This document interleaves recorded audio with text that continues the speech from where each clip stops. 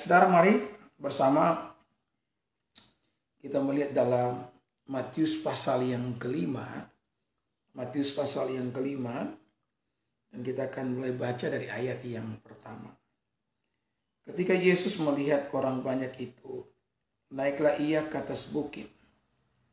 Dan setelah ia duduk, datanglah murid-murid kepadanya. Maka Yesus pun mulai berbicara dan mengajar mereka, katanya, "Berbahagialah orang yang miskin di hadapan Allah, karena merekalah yang mempunyai kerajaan sorga."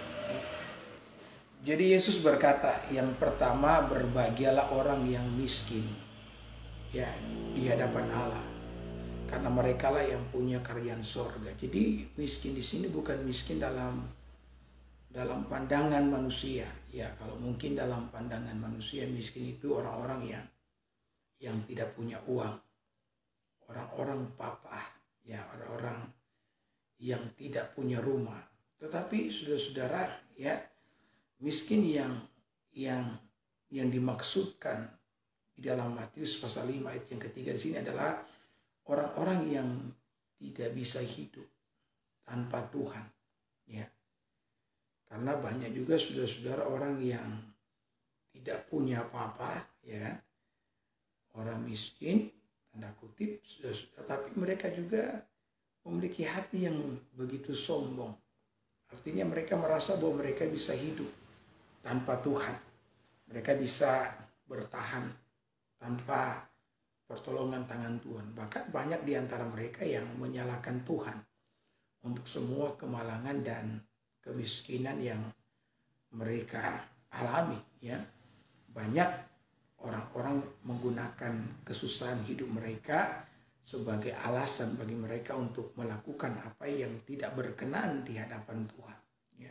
Sehingga miskin yang dimaksudkan oleh Tuhan di sini adalah mereka yang tidak bisa hidup tanpa pertolongan daripada Tuhan. Saudara, sikap yang seperti ini sangat disukai oleh Tuhan. Bahkan sikap ini diberkati loh oleh Tuhan. Karena banyak sekali ayat dalam Alkitab yang menunjukkan betapa Allah memberkati mereka yang hidupnya bergantung kepada Tuhan. Alkitab mengatakan bahwa terkutuklah orang yang mengandalkan kekuatannya sendiri. Ya, dia sama seperti semak bulus yang tumbuh di padang gurun, ya, yang tidak akan pernah tersentuh oleh kebaikan manusia. Ya, bagi dia hari-hari yang baik telah lewat untuk selama-lamanya. Ini merupakan ayat yang sangat mengerikan, saudara-saudara, ya, di mana orang yang hidup mengandalkan kekuatan sendiri, yang tidak mengandalkan Tuhan. Alkitab menggambarkan bahwa kehidupannya sama seperti semak bulus yang ada di padang gurun, yang tidak pernah tersentuh oleh kebaikan, yang baginya hal-hal yang baik, masa-masa yang baik telah lewat untuk selama-lamanya, sehingga yang tersisa hanyalah masa-masa yang buruk, ya. Tetapi kalimat selanjutnya mengatakan diberkatilah orang yang mengandalkan Tuhan. Jadi kalau kita mengandalkan Tuhan, kita itu diberkati loh oleh Tuhan. Kalau kita menyandarkan kehidupan kita kepada Allah, maka kita diberkati oleh Tuhan, ya. Maka saudara jangan bersedih hati kalau saudara pada hari ini memiliki banyak sekali kekurangan, ya. Saya selalu mengatakan bahwa kekurangan yang Tuhan izinkan terjadi bukan bermaksud untuk membuat kita menderita, ya. Allah tidak mendapatkan kesenangan pada saat kita menderita, saudara-saudara, ya. Karena kadang-kadang kita berpikir demikian kan, kalau kita menderita Allah disenangkan begitu, ya. Penderitaan kita, kata Alkitab, itu membawa keuntungan bagi saya dan saudara, bukan membawa keuntungan bagi Allah. Ya. Jadi kalau kita menderita dengan maksud Allah, yang diuntungkan itu kita, ya, bukan Allah. Jadi Allah tidak suka menyiksa manusia, ya. Nah, kita mengalami kelemahan, kita mengalami kekurangan, tujuannya jelas agar hidup kita bersandar kepada Allah, ya. Agar kita tidak bersandar kepada kekuatan kita sendiri, tetapi kita bersandar kepada Tuhan, ya. Kita mengandalkan Dia, kita mengharapkan Dia dengan sepenuh hati. Malam hari engkau merenungkan janjinya. Pagi hari engkau bangun mengharapkan janjinya. Setiap hari engkau hidup ya dengan terus menerus bergantung kepada Tuhan. Itu tujuan semua ya kelemahan yang Tuhan izinkan terjadi dalam kehidupan saya dan saudara. Di Alkitab banyak sekali contoh-contoh orang yang penuh dengan kekurangan ya.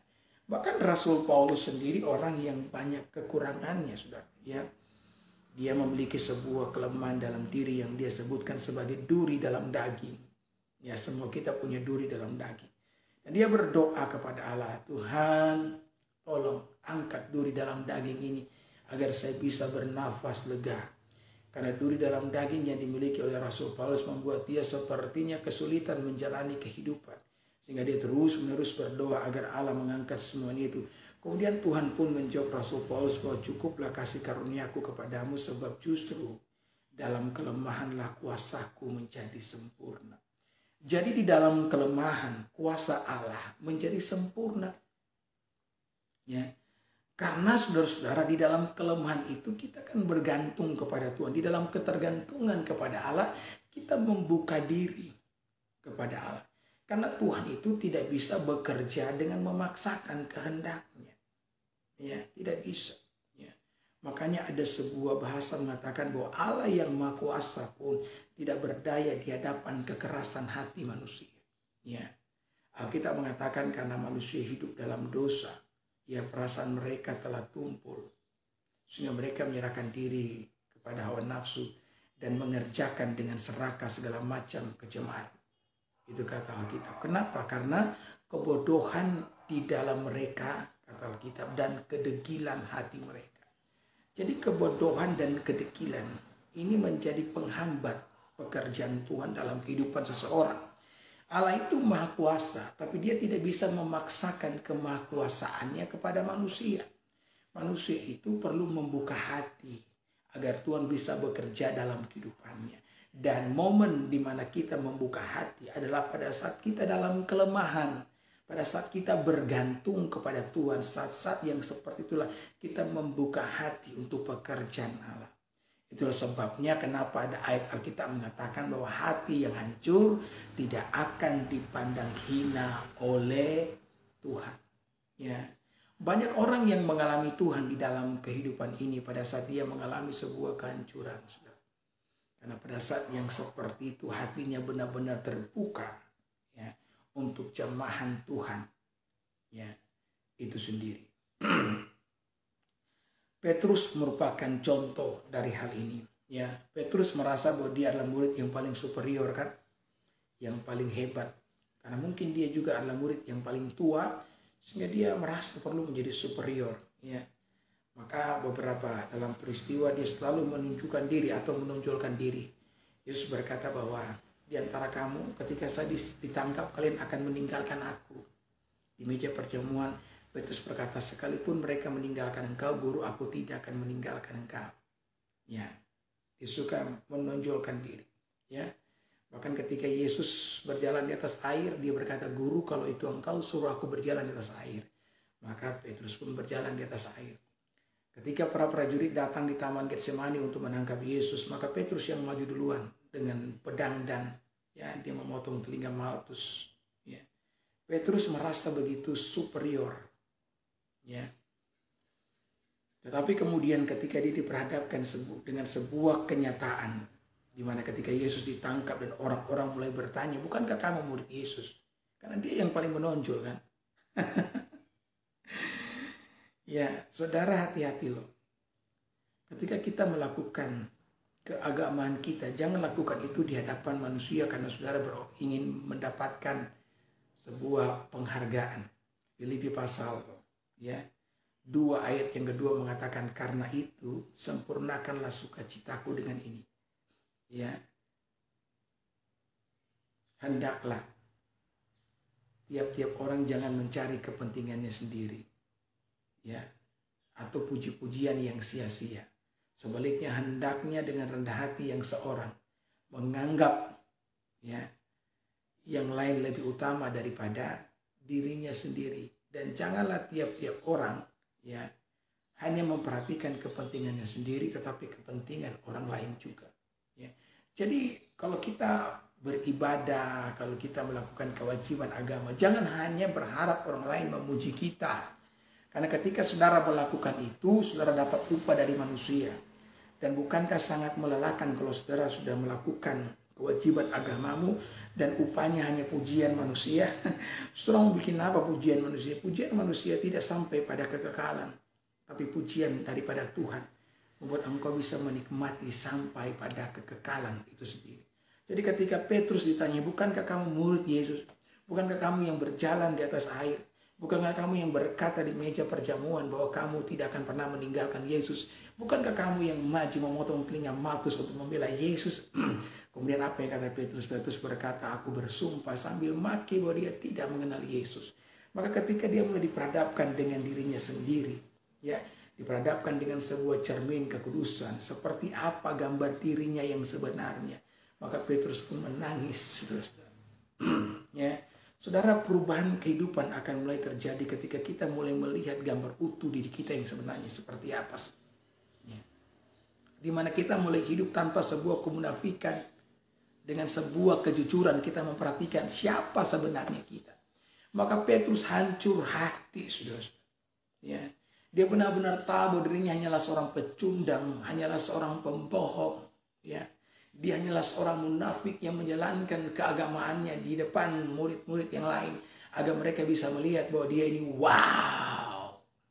Ya, hati-hati saudara-saudara, orang-orang yang berusaha mencari muka akan kehilangan muka. Dan itu yang tertulis berulang kali di dalam Alkitab. Ya, saya bisa menggunakan banyak sekali cerita dari Alkitab yang menunjukkan kalau orang melakukan kehidupan keagamaan hanya untuk dipuji, hanya untuk mendapatkan perhatian, mereka justru akan dipermalukan, akan kehilangan muka. Saudara, satu kali Daud kan lari dari Saul. Ya, sebelum kita lebih lanjut lagi dengan Petrus ya, dia kan lari, kemudian dia satu kali lari di Nob, di sana kediaman para pendeta hamba Tuhan. Ya, kemudian Dok ya melihat Daud datang di situ dan semua peristiwa yang terjadi dengan kedatangan Daud. Maka Dok ini dia antar mulut, orang Manado bilang. Dia menyampaikan semua berita itu kepada Saul. Tetapi dia memanas-manasin Saul. Saudara, orang yang suka bergosip memiliki roh munafik. Karena mereka akan suka melebih-lebihkan cerita. Saya pernah berada di satu kampung. Kampung itu punya istilah begini. Kalau mau kirim rokok, tabako, itu rokok lama, berkurang. Tapi kalau mau kirim kata-kata, pasti bertambah. Ya. Jadi kita perlu berhati-hati. Kita yang suka, orang Manado bilang suka antar mulut, hati-hati. Kalau tanpa kita sadari, kita akan menjadi kompor hoax 16 sumbu, saudara. Itu yang terjadi, saudara, demi mendapatkan muka. Karena Dok tahu, nih Saul ini lagi cari-cari Daud kan. Dia berpikir dengan menyampaikan informasi tentang keberadaan Daud, dia akan mendapatkan sebuah promosi. Ini kan namanya cari muka. Ya kan? Nah, apa yang terjadi, saudara? Ya. Maka dia mulai menyampaikan kepada Saul, oh Daud itu begini-begini. Dan bahkan Daud mengambil pedangnya Goliat. Ya bayangkan, memang pedangnya Goliat disimpan di Nob. Tetapi saudara-saudara, Dok mengatakan, tidak kebetulan namanya Dok. Dok itu kan anjing. Anjing itu penjilat loh, saudara. Ada pesan yang ingin Alkitab sampaikan kepada kita. Ya, saudara, maka apa yang terjadi pada waktu itu? Maka ya Dok memberitahu kepada Saul bahwa pedang Goliat itu diambil oleh Daud. Ya. Dan Daud akan menggunakan pedang itu untuk membunuh kamu. Padahal bukan seperti itu ceritanya. Memang betul Daud mengambil pedang itu untuk berjaga-jaga. Tapi tidak punya maksud untuk membunuh Saul. Kenapa, saudara? Karena Daud telah mengambil keputusan dalam hatinya bahwa dia tidak akan pernah membunuh orang yang diurapi oleh Tuhan. Dan kita kan tahu bersama bahwa Daud memperoleh banyak sekali kesempatan untuk membunuh Saul, tapi Daud tidak pernah melakukannya karena Daud takut akan Tuhan. Tetapi dasar penjilat, saudara, dasar dog, ya, dasar anjing, ya, dia melebih-lebihkan segala sesuatu. Saudara, kita yang suka melebih-lebihkan segala sesuatu, kita membawa perangkap kepada orang yang mendengar cerita kita dan membawa perangkap kepada diri kita sendiri. Pada waktu itu Saul benar-benar marah. Saul benar-benar sudah tidak berpikir panjang. Saul termakan hoax, ya. Ada ayat Alkitab mengatakan ini, kita perlu dengan teliti memperhatikan apa yang kita dengar. Ya. Karena kalau kita, saudara-saudara, ya, tidak berhati-hati dalam apa yang kita dengarkan, ya, selain iman muncul dari mendengar, ya, kezoliman juga bisa muncul dari mendengar. Timur Tengah kan begitu kacau. Kenapa? Karena banyak sekali orang yang sumbu pendek, cepat termakan hoax. Maka dari situ dia mulai bertindak dengan geramnya. Dia pimpin pasukan. Dan dia sampai di tempat di mana para imam itu berada. Dan dengan marah dia berkata kepada pasukannya untuk membunuh saudara-saudara para imam yang ada di situ. Tapi tidak ada seorang pun yang berani menyentuh para imam. Siapa yang berani membunuh pendeta? Tapi yang kemudian Saul menyuruh Dog pada waktu itu menyandang senjata pedang dan membantai semua pendeta. Laki-laki, perempuan, bahkan anak kecil dibunuh, ya, oleh Saul yang termakan hoax. Saudara, Saul pulang. Kemudian saya mulai memperhatikan, ya, Saul itu kehilangan taktanya. Taktanya akhirnya diserahkan kepada Daud oleh Tuhan. Dan kemana Dog? Saudara, Dog tidak ada lagi ceritanya. Kisah Dog hanya diangkat mengenai pengkhianatannya. Bagaimana dia menjadi penjilat. Sangat menyedihkan sekali kalau kehidupan kita dicatat hanya untuk ditunjukkan betapa bodohnya kita, ya kan? Betapa malangnya kehidupan kita. Maka saudara, apakah Dog diangkat menjadi Perdana Menteri? Apakah dia diangkat menjadi bendahara negara, sekretaris negara dengan membawa pesan kepada Saul? Bukankah? Ya, Dog kehilangan ceritanya dalam sejarah Alkitab. Ya, maka jangan suka menjadi orang yang membawa berita-berita yang tidak baik. Kadang engkau membawa perangkap, engkau membawa virus. Saya ingat juga satu kisah di mana ketika pertempuran dengan Filistin telah memanas dan Saul benar-benar tahu bahwa mereka akan kalah. Maka Saul berkata kepada anak buahnya, saya malu kalau mati di tangan Filistin. Maka ya kamu pegang pedang ini dan bunuh saya. Tapi anak buahnya tidak berani melakukannya. Maka Saul pun melakukan bunuh diri. Ya, dia menikam dirinya sendiri dengan pedangnya. Maka Saul pun terjatuh. Melihat itu maka anak buahnya yang selalu memegang senjata daripada Saul ikut saudara menusuk dirinya, mati bersama-sama dengan Saul. Tiba-tiba ada orang yang berusaha mendapatkan keuntungan dari hal tersebut. Datang kepada Daud membawa pesan bahwa Saul telah mati. Karena orang ini tahu apa yang terjadi antara Saul dan Daud. Dan dia berpikir dengan membawa pesan ini kepada Daud, maka dia akan mendapat promosi. Apa yang terjadi, kasih tahu sama Daud bahwa dialah yang membunuh Saul.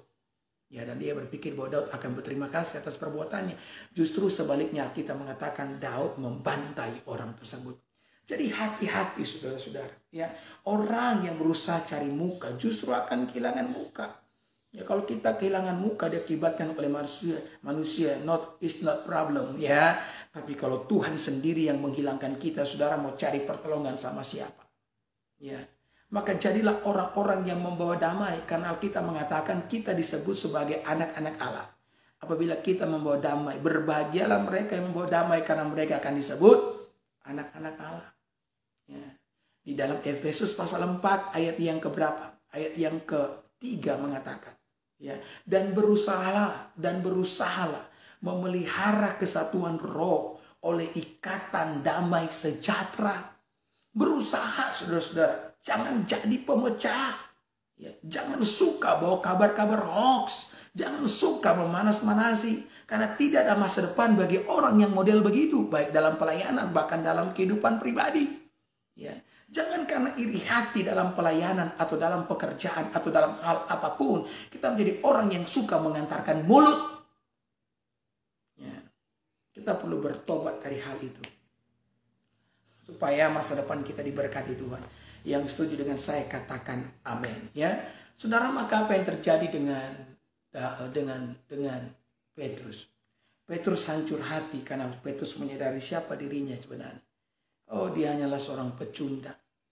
Maka berhari-hari, saudara-saudara, dia penuh dengan penyesalan. Bahkan ketika dia mulai mendengar berita tentang kebangkitan Yesus, oh, itu adalah kabar baik, tetapi bagi Petrus itu kabar buruk. Kenapa? Karena dia sudah menyangkal Yesus sebanyak 3 kali. Di pantai Tiberias, akhirnya Yesus datang. Amin, haleluya. Yesus tahu bahwa Petrus ini dalam rasa bersalah. Maka Petrus membutuhkan Yesus. Yesus itu baik luar biasa. Ya, seharusnya Petrus kan yang datang cari Yesus.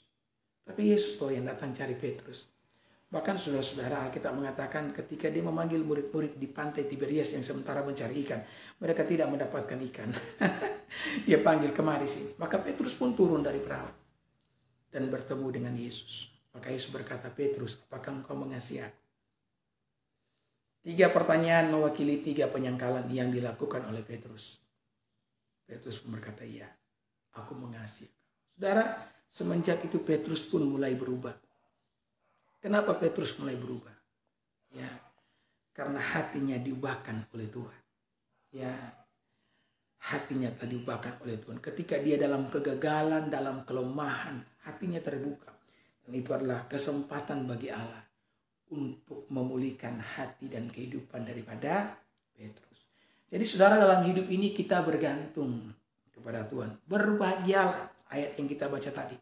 Orang yang miskin di hadapan Allah, yakni mereka-mereka yang hidupnya menyandarkan diri kepada Allah. Bahwa engkau tahu tanpa Allah engkau tidak bisa apa-apa.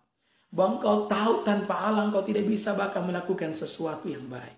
Alkitab mengatakan bahwa sesuatu yang baik, segala yang sempurna itu datang dari atas. Dari Bapa segala terang yang padanya tidak ada perubahan karena sebuah pertukaran. Jadi kalau kita bisa mengalami kebaikan, kita bisa mengalami kemurahan, kita bisa mengalami apalah saudara. Itu semua karena Tuhan, bukan karena kita. Maka jadilah orang-orang yang menyandarkan diri kepada Allah. Ya, semua kelemahan, semua kekurangan yang Tuhan izinkan terjadi memiliki maksud yang mulia dalam kehidupan ini agar kita bersandar penuh kepada Tuhan itu sendiri.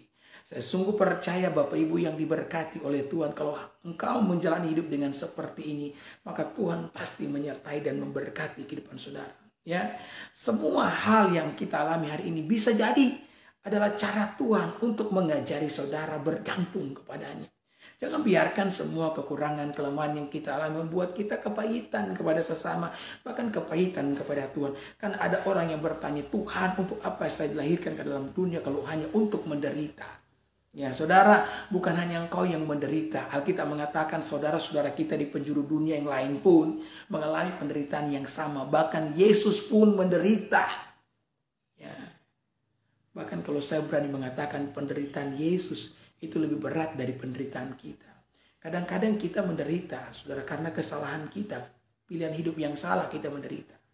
Tapi Yesus menderita untuk kesalahan kita. Betul. Yesus kan menderita untuk kesalahan kita. Dia tidak pernah menderita di kayu salib untuk kesalahan yang dilakukannya. Karena Yesus tidak pernah bersalah. Ya, 6 kali dia disidang hanya untuk membuktikan bahwa dia bersalah. Tapi saudara, walaupun 6 kali disidang, terbukti Yesus tidak bersalah. Akhirnya gubernur pemerintahan kerajaan Roma yang bernama Pilatus perlu mengambil keputusan karena keputusan terakhir daripadanya. Alkitab mengatakan Pilatus ngomong 3 kali loh. 3 kali dia berkata, saya tidak menemukan kesalahan dalam diri orang ini. Tetapi karena didesak oleh massa, maka pada akhirnya Pilatus pun perlu memberi hukuman kepada Yesus. Tetapi dengan satu adegan yang terakhir, dia menyuruh anak buahnya mengambil baskom berisi air sambil cuci tangan. Dia berkata, aku tidak menanggung darah dari orang ini. Karena Pilatus tahu bahwa dia tidak berdosa. Bayangkan, Yesus disiksa, menderita untuk sebuah kesalahan yang tidak pernah dilakukannya. Ya, sementara kita menderita akibat pilihan hidup kita yang salah. Ya, jadi siapa yang lebih menderita, saudara atau Yesus? Yesus. Ya. Maka jangan alay ya, jangan lebay ya. Apalagi menderita, kuatkan hatimu.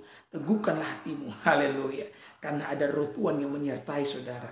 Tuhan mengizinkan semua itu terjadi supaya kita belajar menyandarkan diri kepada Allah. Haleluya. Amin. Puji Tuhan.